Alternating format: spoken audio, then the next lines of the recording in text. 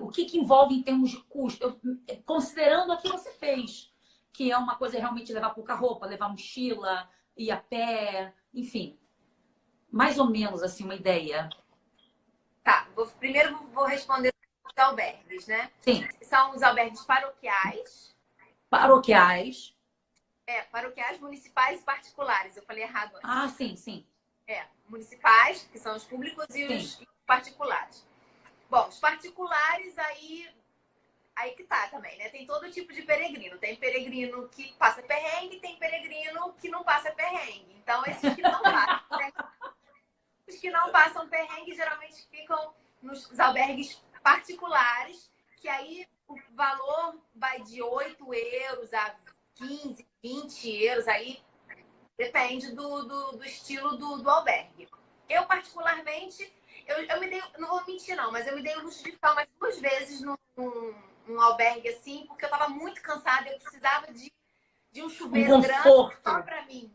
Eu precisava de um conforto. Mas eu não gostei muito porque eu me senti fora do caminho quando eu fui para esses lugares. E o albergue paroquial e o municipal, geralmente, ou eles cobram uma faixa de uns 5 euros, ou então é donativo. E aí você pode dar quanto você achar que deve dar. Tem muito lugar do caminho francês que, se não fosse pelo caminho, a vilinha nem existiria mais. Ela só existe porque o caminho mantém esses vilarejos, né? Agora, o caminho ele mudou muito, talvez ela saiba. Antigamente as pessoas se doavam mais aos peregrinos. Então, assim, uma frase muito conhecida do caminho é sin pan, sin vino, no hay camino. Então, porque as pessoas elas tinham o costume de dar para os peregrinos um gole de vinho, um pão, quando eles chegavam nas cidades. Hoje já virou um pouco comercial. Então, assim, você tem que pagar. Hoje está muito comercial. Perdeu um pouco daquela essência, né? Para quem não tem nada de equipamento, nada, eu fiz umas contas aqui no valor de hoje. Eu entrei no site da Decathlon para ver o valor. Legal. Para ver como é que tá o valor das coisas hoje. Eu colocaria, assim, uma média de uns R$3.000 de equipamento. Por quê? Os mais caros são o tênis e a mochila. A mochila também vai depender, mas o item mais caro é o tênis, que é o item mais importante. Então, assim, a mochila, a minha foi da Deuter. E a Deuter já é uma marca mais cara. Mas tem a Quechua, que está numa faixa de R$300 a R$500. A minha bota é uma bota da Salomon. Que é uma bota muito boa. É um investimento. Vai durar pro resto da vida. Sim. E essa bota também vai de uns R$800 a R$1.500. Caramba! Ui! É cara, mas assim, o mais importante do caminho. Mas aí também, né, vai depender, porque cada pessoa também tem um calçado que se adequa mais, né? Então, também é muito pessoal. Às vezes a pessoa anda não sei quantos quilômetros com o sapatinho que ela anda em casa. O caminho, igual você falou, né? Uma faixa de 35 euros por dia. Eu acredito que uma pessoa consiga até gastar menos. Eu acho que eu gastei entre 25 e 30, porque eu sou muito, assim, eu comi em qualquer lugar, eu dormi em qualquer lugar. Então, assim, às vezes eu equilibrava. Então, assim, um dia eu comi num lugar bom, comi num lugar mais simples, para equilibrar. Dá para fazer uma faixa de... Mas os 35, talvez eu aconselharia para a pessoa ficar, assim, sei lá... mais tranquila. Precisa de um remédio, uma coisa assim. Então, assim, eu acho que o meu caminho, foram 33 dias. Eu acho que dá mais ou menos um valor de uns R$6.000. Se a gente multiplicar 35 por 33, aí convertendo, vai dar mais ou menos uns R$5.000, R$6.000. Isso então, sem contar com equipamento, né? Você está falando só de gastos. Não passa avião nem nada, só o caminho. Mas você para pensar, quanto que sai uma viagem para qualquer lugar do mundo? Não, sem dúvida. Sem dúvida. E é um caminho e uma viagem que vai te deixar ainda mais rico, né? Sim, de uma forma geral. Então, sem dúvida. Tem lugares no caminho francês que não dá para usar tênis.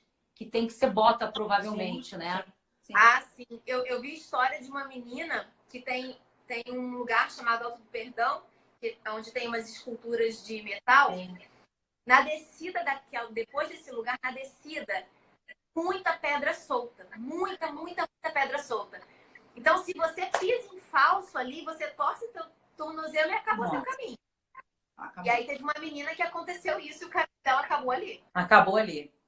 Então, assim, é um investimento que vale a pena, porque é o teu caminho, né? O sonho ali. Então, se qualquer vacilo que você der, você perde. Na verdade, eu já venho falando com meu marido há um tempinho. Até ia perguntar para vocês se tem criança que faz caminho. Porque, na verdade, eu tenho vontade de fazer, eu e meu marido, mas a gente pretende esperar a Sofia crescer um pouquinho.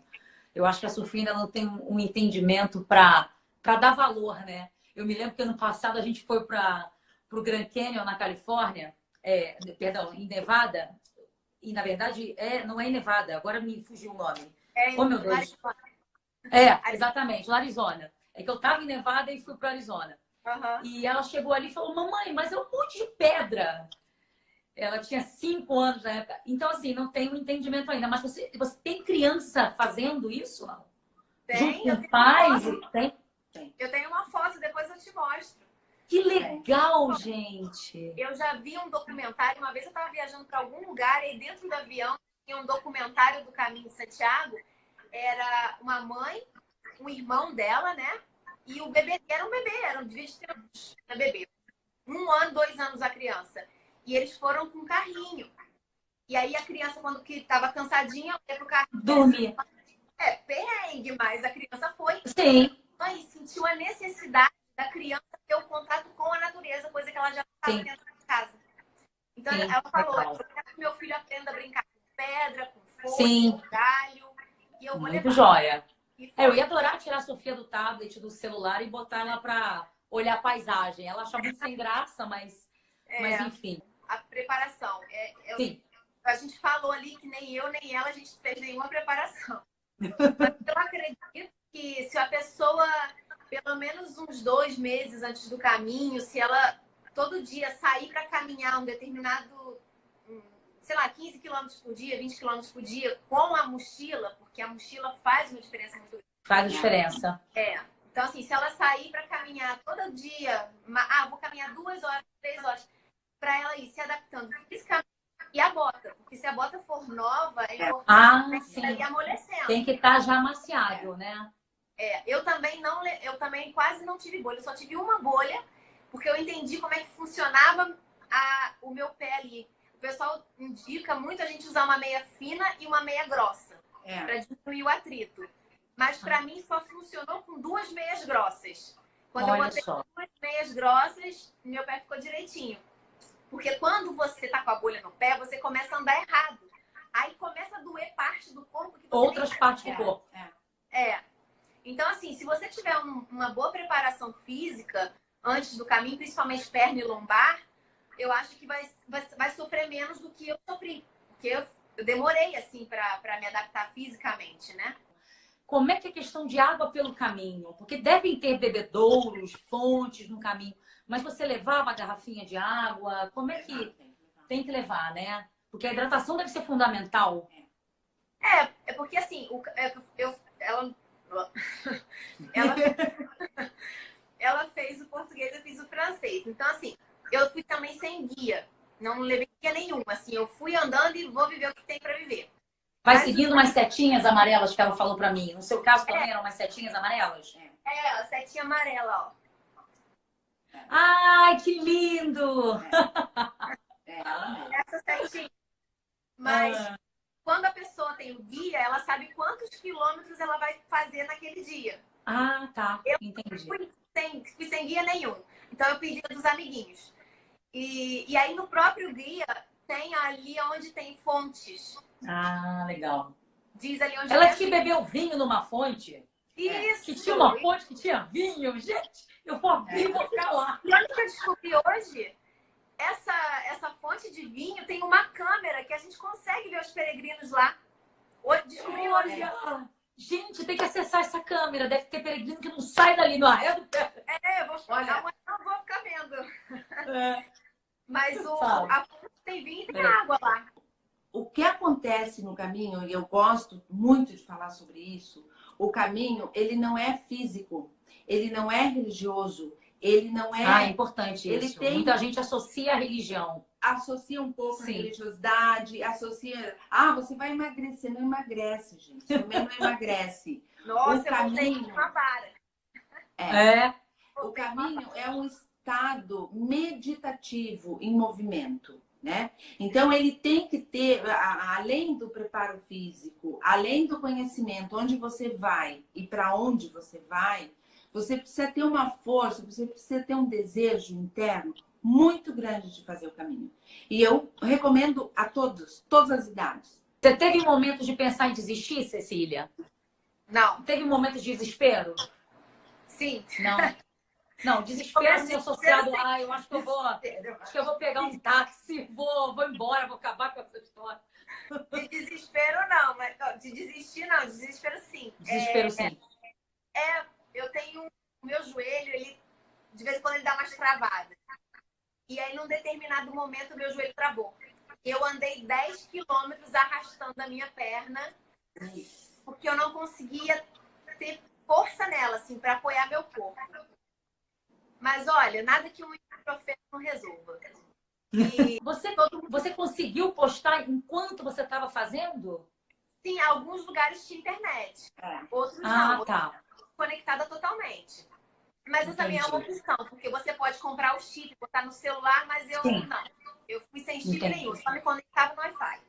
No Eu Wi-Fi. também. Todos os restaurantes, todos os lugares que nós íamos, a primeira coisa, Wi-Fi. Sim, tem. Não tem, então não entra. Você Quero teve momentos de desespero Wi-Fi. também? Não, eu acho que o que ela falou é fundamental. O primeiro dia, os 2 primeiros dias são são muito difíceis. Até você se adaptar, até você sentir o peso, até você saber como que vai ser. Eu acho que também tem a angústia, a ansiedade, tudo junto, que não colabora para você fazer algo mais... onde entra esse estado meditativo caminhando, como eu falei. Mas o início é bem complicado, até você se adaptar a esse estado de peso e de cansaço. São o quê? Uns É um 20 cansaço quilômetros por dia? maravilhoso, em média. Em média, uns 20 quilômetros. 22. Eu costumo dizer que o meu caminho, eu fiz ele assim, em 3 etapas, assim. Que a primeira etapa foi a etapa física, porque a gente no primeiro dia já atravessa os Pirineus, que é uma cordilheira, e eu na minha inocência, caminhando 2 horas, tô chegando. Caminhava mais 2 horas, não, tô chegando, e nunca chegava. E os Pirineus, você sobe a montanha, quando você tá no topo da montanha, você vê outro topo para você subir, e aí é outro topo. Parece que nunca chega. Nunca acaba. E aí, assim, eu demorei mais ou menos 1 semana para aquela mochila ser parte do meu corpo. A segunda etapa do caminho foi uma etapa mais de introspecção, assim, porque são mesetas, né, que é uma reta, não tem nada, você fica ali andando, não tem nada de diferente para ver, então assim, é um momento que você começa a pensar muito. Na vida. E lá mais pra frente você começa também a passar por muitas igrejas, sabe? Daquela época medieval. Então, assim, mesmo uma pessoa que não tenha nenhum tipo de religião ou espiritualidade, é impossível você não passar por aquilo, entrar e de repente se pegar ali fazendo uma oração. É impressionante, assim. E no caminho que eu fiz, eu conheci gente de tudo quanto é estilo, assim. Conheci hippie, conheci católico fervoroso. E no meu vídeo, inclusive, eu coloquei um monge budista tocando uma flauta. Eu vi, que lindo. Na verdade, que som maravilhoso. Não, e aquilo me tocou porque eu vi, assim, a tolerância, sabe? E o respeito dele por Cristo ali naquele momento, né? Ele ali no altar, tocando. Aquilo me tocou. Eu falei assim, nossa, que coisa bonita, sabe? O monge budista, sabe? Fazendo o caminho de Santiago e toda vez ele parava para tocar, sabe? Então, assim, eu até filmei e botei... Foram 2 momentos que eu tive com ele. Então, assim, você encontra de tudo no caminho. Você encontra gente com histórias incríveis, gente que tá ali por aventura, gente que tá ali pra promessa. Você encontra de tudo, é maravilhoso. eu me empolgo. É uma transformação, né? Você falou que é transformadora, ela também falou. E eu estou encarando muito como realmente, assim, o que vocês estão falando resumidamente, e é mais do que a preparação física ou de material e tudo, é que realmente é uma busca, mesmo que acompanhado de muita gente, é uma busca solitária do seu próprio caminho e aquilo te transforma e te muda para sempre, né? Ela tem tatuado no pé uma concha, e aí eu queria aproveitar e perguntar o que que a concha significa. Fala para mim um pouquinho. Tem as versões, né? As histórias que contam que quando foram levar o corpo de Santiago de barco para Compostela, né? Teve uma tempestade, o corpo de Santiago virou, caiu no mar e depois o corpo dele apareceu na costa cheio de conchas. Caramba. Essa é uma história que contam. Mas o símbolo da concha, como ela tem aquelas linhas, né? Direcionam para um determinado ponto, é como se fossem os caminhos de Santiago que chegam com Compostela. Então tem esse significado. E quando a gente anda com a concha na mochila ou no pescoço, é uma identificação, sou um peregrino. Então a gente se reconhece através da reconhece, concha. Sim. Além desse reconhecimento a sensação de fazer parte de uma coisa tão importante, meio que vocês entram para um grupo muito especial, né? Eu sinto que existe realmente uma troca entre os peregrinos muito rica, né? Ela falou com tanto orgulho para mim, eu sou peregrina. Eu falei, nossa, sim, sério, que interessante, né? Meio que transformador mesmo, muito legal. Ó, ela tem aqui a concha, ó. E a concha também, ela tem... Que linda dela. A minha é parecida, só que não tem a catedral. Fala. A concha também, ela tem conta a lenda, né? Que Santiago também usava para beber água quando ele tinha sede, né? Conta a lenda também que a concha significa quando ela está fechada, é o teu momento de introspecção. Quando ela abre, você vai em direção à luz, ao conhecimento, ao autoconhecimento. Então, a concha ela tem vários significados, tanto físico, para beber água, é um objeto que você pode utilizar, como também é um objeto que te conduz à luz, ao conhecimento e em busca da tua iluminação como ser humano, como integrante de um grupo, de um contexto... Legal. Ó, muitas versões bonitas, né? Todas são super válidas. Conta a lenda que que foi em busca das estrelas do céu, onde a Compostela significa o céu cheio de estrelas. E essa busca do céu, dessas estrelas, também é um símbolo, né? A Via Láctea é um símbolo muito importante. E mais a cruz das cruzadas, né? Essa cruz vermelha, né? Que ela tem uma simbologia mais religiosa, mas que acaba também pesando dentro do contexto do quanto é difícil, o quanto é maravilhoso fazer o caminho, mas o quanto ele exige uma dedicação e o peso de fazer o caminho, né? Ele não é tão fácil, ele é maravilhoso, mas ele não é fácil. Sim. Amanda tá perguntando se o pessoal caminha à noite, se é iluminado ou não. Eu caminhei. Não é iluminado. O seu não era iluminado. Mas não era iluminado, não. Era só a estrela mesmo. Tá. É o momento de descansar, de realmente se preparar para o dia seguinte. Na verdade, assim, você não vê peregrinos caminhando à noite. Até porque os albergues, eles têm um horário, né? Você tem que chegar até tal hora e eles também começam, abrem tal hora e tal. Quer dizer, na verdade, abrir não, porque aí você fica livre para sair a hora que você quiser. Mas não é comum as pessoas caminharem à noite. Uma vez, eu saí às 3 da manhã, porque eu tava com um amigo meu, um americano, ele é muito católico, mas é muito católico, e ele queria chegar numa cidade determinada para assistir a missa das 7. E aí, ele falou, não, porque amanhã eu vou caminhar de madrugada. E aí, todo mundo do grupo falou, então a gente vai junto. E eu falei, eu também vou. E a gente foi muito legal. Mas eu não achei tão interessante, porque como estava tudo muito escuro, eu não consegui ver o caminho. Ver o caminho. Ver o caminho, porque assim, pra mim, eu vivi muito o durante. Eu não ficava com a expectativa, eu preciso chegar nessa cidade tal hora. Entendi.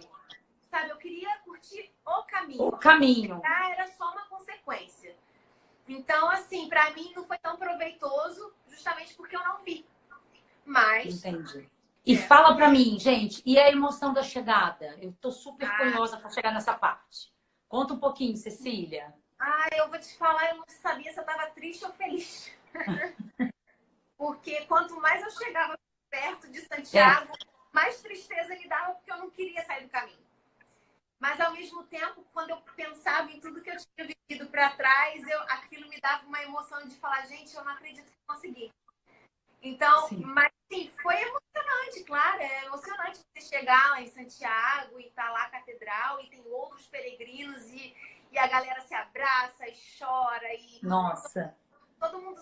Porque a gente consegue se entender, a gente sabe a emoção do outro. Então, assim, é uma coisa que só vivendo mesmo para poder sentir o que a gente sente.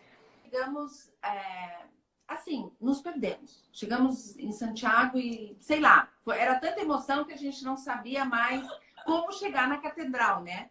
Acho que foi o vinho, hein? Não, era de dia. E daí nós fomos caminhando e olhando e perdidas. Tínhamos perdido o foco, não estávamos mais concentradas, seta amarela, já não tinha mais nada.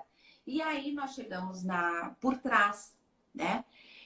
Porque é muito grande, né? O lugar é muito grande, você pode chegar pela frente, pelo lado. E nós chegamos onde tinha um pátio, né?